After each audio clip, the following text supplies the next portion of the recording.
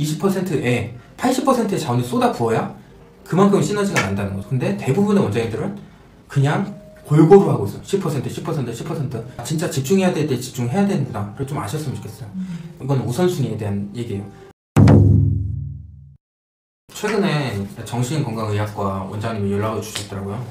예전에 개원하실 때 브랜딩 관련해서 문의를 하셨던 분인데 되게 한 반년, 거의 8개월, 9개월 돼서 연락을 주신 거예요. 그래서 안부를 물었더니 좀 매출이 저조하시다고 하시더라고요. 저는 사실 저희 마케팅 대행사에 문의 들어오는 것만 봐도 전 병원이 지금 어떻게 굴러가는지 어느 정도는 보이거든요. 한의원이 좀 뭔가 이슈가 있을 때 한의원에서 문의가 쏟아져 들어오고, 치과에서 뭐 강남에서 덤핑으로 임플란트 가격이 너무 많이 떨어져가지고 그런 걸로 경쟁이 치열했을 땐 또 치과에서 대량으로 문의가 들어오고. 근데 정신건강의학과는 사실 문의가 거의 안 들어오는 분야 중 하나인데 문의를 주셨다는 게 좀 이상한 거예요. 그래서 어떤 게 문제인가를 살펴봤더니 여러 가지가 눈에 띄더라고요. 그래서 오늘 시간에는 조금 잘 되기 어려운, 이거 너무 공격인데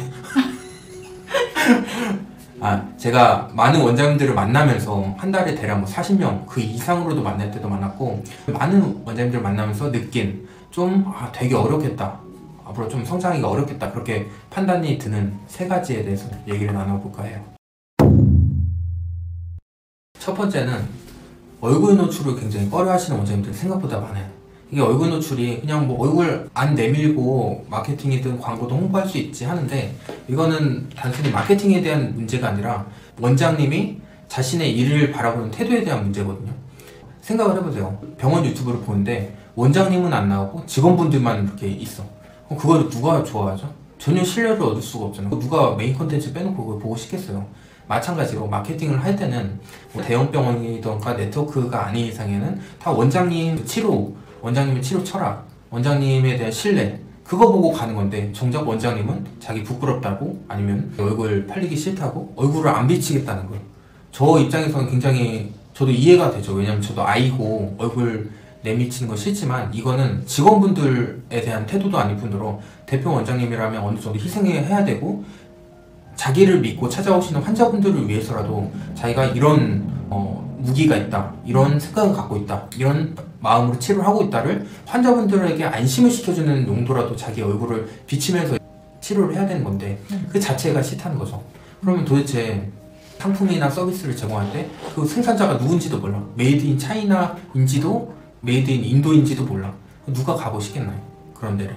그러니까 얼굴을 비치지 않는다는 건 단순히 나 마케팅 그런 거 안 좋아해, 이런 뜻이 아니라 대표 원장님으로서 자기가 진짜 하는 업에 대한 충실한 걸 지키고 있나, 내가 희생을 감내하고 있나, 내가 진짜 직원들을 생각하고 있나, 내가 환자들을 정말 안심시키고 있나, 그런 측면에서 보셔야 될 것 같아요. 두 번째는 마케팅에 대한 부정적 인식이 있으신 분들은 당연히 어렵겠죠. 이거는 뭐 더 이상 설명할 필요도 없을 것 같고요. 여기에 플러스로 열심히 노력은 하는데 우선순위를 모르시는 원장님이 너무나 많아요. 그러니까 마케팅을 다 한다고 좋은 게 아니거든요. 효과가 나는 채널이 따로 있어요. 우리 병원에 맞는, 그리고 우리 병원에 아무리 해도 안 되는 채널들이 있거든요. 근데 그런 걸 분간을 못하고 그냥 패키지로 다 해준다니까, 이것도 싸고 저것도 싸고 이것도 싸고 하면 결국 아무것도 안 돼요. 너무나 당연한 비유지만 햇빛이 모아져야 불이 타고 불이 나잖아요. 근데 그냥 따사로운 햇빛만 쐬는 거예요. 그러면 어디서도 특이점이 발생을 할 수가 없어요. 전체 환자의 80%는 우리가 사용하는 플랫폼 20%에서 나오거든요. 이건 파레토 법칙이라 깨질 수가 없어요. 그래서 우리의 20%가 뭔가를 찾아서 20%에 80%의 자원을 쏟아 부어야 그만큼 시너지가 난다는 거죠. 근데 대부분의 원장님들은 그냥 골고루 하고 있어요. 10%, 10%, 10%. 진짜 집중해야 될 때 집중해야 되는구나. 그걸 좀 아셨으면 좋겠어요. 이건 우선순위에 대한 얘기예요. 마케팅 자원이 한정적이기 때문에 더더욱 철저히 가려서 하셔야 돼요. 질문인데, 우리 병원의 우선순위를 알 수 있는 그런 방법이 있을까요? 뭐 너무나 많은 케이스가 있어서 다 말씀드리기는 어렵겠지만 러프하게 분류를 해보자면, 만약에 내 병원의 상권이 갇힌 상권이다, 그러면 이제 동네 장사라는 뜻이거든요. 그렇게 되면 2가지가 있겠죠. 첫 번째는 그냥 동네 장사로서 우리 동네에서 1등하는 병원이 될 것이냐, 아니면 나는 좀 더 욕심이 있다, 1등이 아니라 전국구에서 오는 병원이 만들고 싶다 할 때 이제 전략이 달라요. 갇힌 상권이라면 기존에 오는 환자분들을 정말 재진율을 높여야겠죠. 상하리 한 건이기 때문에 그런 오프라인 광고도 굉장히 유의미하거든요. 그랬을 때 또 버스가 우리 동네를 이렇게 돌면서 노선이 형성되는지, 버스가 그냥 지나쳐 가는지에 따라서 오프라인 전략이 달라질 수도 있고, 아까 두 번째로 전국에서 오는 병원이 되고 싶다라고 했을 때 필수적인 조건들이 있거든요. 반드시 특화 진료를 가야 됩니다. 이게 특화 진료라는 게, 우리는 특화 치료 방법이 없고 뭐 모두가 똑같은 방식으로 치료하는데 어떻게 하냐, 브랜딩을 하냐라고 할 수도 있는데, 단순히 특화 진료라고 했을 때 그게 치료 방법만을 얘기하진 않거든요. 그러니까 원장님의 스토리가 될 수도 있고, 원장님의 진료 철학, 원장님의 생각, 원장님의 그 특화 진료에 대한 프로세스, 과정, 어떻게 치료를 해왔는지, 그런 모든 게 합쳐져서 브랜딩이 되는 거고 특화 진료로 빠지는 거거든요. 온라인상에서는 특정한 한 분야를 뾰족하게 가야지 우리 상권을 벗어나서 다른 지역에서 온다는 거거든요. 결론을 말씀드리면 우선순위가 있다, 뭐든 간에. 세 번째는 자기 병원을 잘 모르는 게 가장 큰 문제예요. 이게 왜 문제가 되냐면, 오시는 환자분에 대한 만족도를 높일 수가 없어요.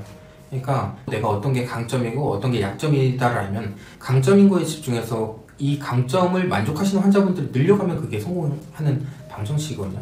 그러니까 새로운 환자가 많이 왔다고 기뻐하지 마시고, 기존 환자가 점점 늘어나고 있고 재방문이 늘어나고 있고 후기가 좋아지고 있고 환자분들의 만족도가 높아지는 걸 기뻐하셔야 돼요.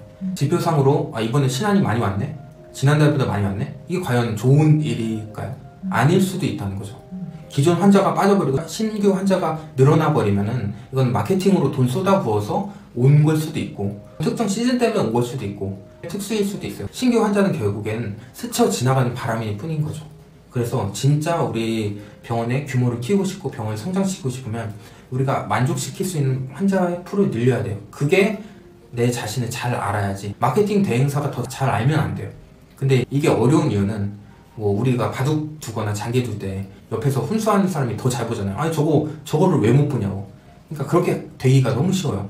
원장님들이랑 상담해보면 답이 너무 뻔해요. 이거를 내가 고민해서 말씀드렸다고 해야 되나 할 정도로 눈에 선명한데, 정작 플레이어, 그러니까 장기 두시는 원장님들은 모르는 거예요. 안 보이는 거예요, 그게. 그래서 자기 자신을 아는 게 굉장히 어렵고 또 그렇기 때문에 중요한 건데, 마케팅 대행사든 제3자의 도움을 요청하더라도 자기 병원을 누구보다 잘 알고 계셔야 마케팅을 하든 경영을 하든 회계를 하든 직원을 채용하든 환자분들 어떤 타겟팅을 하든 다 그게 적용이 될 수 있어요. 병원을 잘 아는 게 중요하다고 말씀하셨는데, 어떤 거를 알아야 될지, 어떻게 알아야 될지가 일단 궁금하거든요.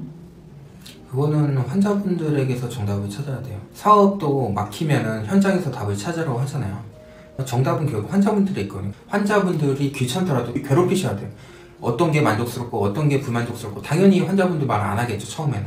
근데 정말 원장님이 진심으로 치료하고 조금이라도 어색하더라도 그걸 깨려고 하고 조금 더 환자분들이랑 더 가까이 갈수록 고객과 접점이 깊어지는 거거든요. 그렇기 때문에 환자의 진솔한 얘기를 들을 수 있어요, 그때부터. 근데 그 전까지는 다 이제 서로 예의상의 좋은 말만 하겠죠. 치료 만족스러우셨나요? 너무 좋았어요.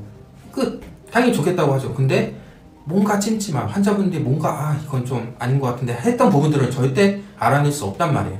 그거는 원장님들이 환자에게 직접 다가가지 않으면 절대 알아낼 수 없어요. 추가적으로 직원분들에게서 물어보시는 게 피드백이 잘 나올 가능성도 높고, 그리고 앞으로 다 받아들이는 게 좋은 것만 또 아닌 것 같아요. 왜냐면 대중에는 그냥 정갈 같은 분들도 있어요. 그냥 쏘기 바쁜. 그러니까 이게 진짜 진정한 비판이고 애정 어린 마음에서 하는 말이라면 들으면 도움이 되겠지만, 무조건 비판적인 사람도 있거든요. 근데 그걸 다 수긍할 필요는 없죠. 제일 중요한 건 환자 통해서도 그렇지만 제3자나 마케팅 진단을 받아보던가 아니면 어떤 플랫폼을 통해서 아니면 컨설팅을 받아보시던가 그런 걸 통해서 투자 대비 엄청나게 얻을 수 있는 것들이 많거든요. 그런 걸 적극적으로 이용해 보시라고 말씀드리고 싶어요. 그게 왜 중요하냐면 앞으로 경쟁은 더 치열해질 거란 말이죠. 그렇기 때문에 다 잘할 수가 없어요. 그런 시스템으로 가는 거예요. 그렇기 때문에 뾰족해야 되는 거고, 뾰족하려면 내가 잘하는 강점은 더 살리고 더 살리고 더 살리고 해서 정말 전국에서 찾아올 수밖에 없는 병원이 되는 게 모두의 조금 이상적인 바람이겠죠. 근데 난 이것도 하고 싶고 저것도 하고 싶고 이것도 하고 싶어 하면은 정말 김밥 나라가 되는 거죠. 세 가지를 말씀드렸는데 첫 번째는 얼굴 노출을 꺼려하는 거, 그리고 두 번째는 우선순위에 대한 부재, 그리고 세 번째는 이제 본인 병원을 잘 모르는 거. 이 세 가지를 종합해보면 결국 자기 자신을 모르는 거거든요. 자기 자신을 모르기 때문에 컨설팅을 받든 종합 진단을 받아보든 그런 시도를 통해서 내 병원을 점점 알아가는 연습이 필요하다는 거죠. 이거를 모르고 살면은 계속 손실은 날 수밖에 없어요. 이게 투자 대비 얼마 하지도 않거든요, 사실. 근데 이 당장 이 돈 아깝다고 안 한다? 그러면 뭐 결과는 본인이 선택하는 거죠. 대형 병원이나 이제 네트워크 병원들의 이제 고질적인 문제가 결국에는 돈은 투자하는데 효과가 안 난다, 그거거든요. 그걸 어떻게 효과를 내야 될지가 저희가 노하우가 있어요.